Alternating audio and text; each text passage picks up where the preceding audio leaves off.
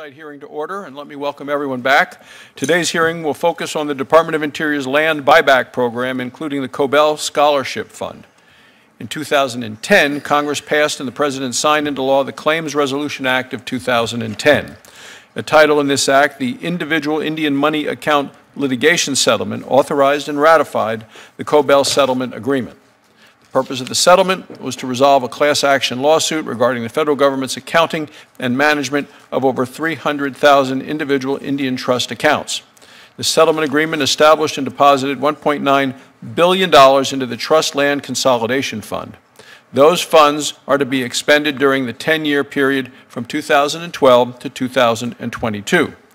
Additionally, the settlement agreement established the Indian Education Scholarship Fund, with funds to be transferred from the Trust Land Consolidation Fund of up to $60 million. On December 17, 2012, the Land Buyback Program for Tribal Nations was established through a secretarial order.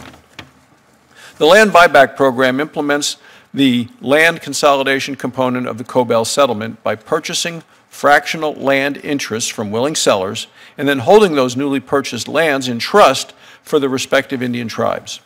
According to the Department of Interior, there are approximately 243,000 owners of nearly 3 million fractional interests in 150 Indian reservations. Approximately 90% of those interests are located within 50 Indian reservations. The settlement also establishes an account called the Indian Education Scholarship Holding Fund. These funds are to be used to provide financial assistance to Native American students to defray the cost of attendance at both post-secondary vocational schools and institutions of higher education. Contributions to this fund are allocated by a formula from the Trust Land Consolidation Fund. Last month, the Interior Department released its annual status report on the land buyback program. The report highlights many statistics and informs us that approximately $900 million of the $1.9 billion has been paid to 45,600 individuals to consolidate 1.7 million acres during the last 4 years. The report also suggests that despite the efforts of the land buyback program, the $1.9 billion provided in the settlement was not enough. And there's a floor chart that is available for people to take a look at. In fact, the report states and illustrates with these graphs that you can see that after the land buyback program ends in 2022, the estimated growth of fractional interest will return to pre-program levels and continue to grow.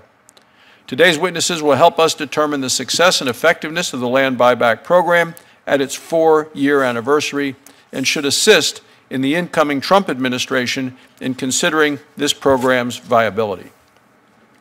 Before I turn to the Vice Chairman for an opening statement, I want to first acknowledge Senator Tester's contribution to the committee as both Chairman and Vice Chairman. I understand Senator Udall will be incoming Vice Chairman in the 115th Congress. When Senator Tester was Chairman of the committee, we had a good working relationship.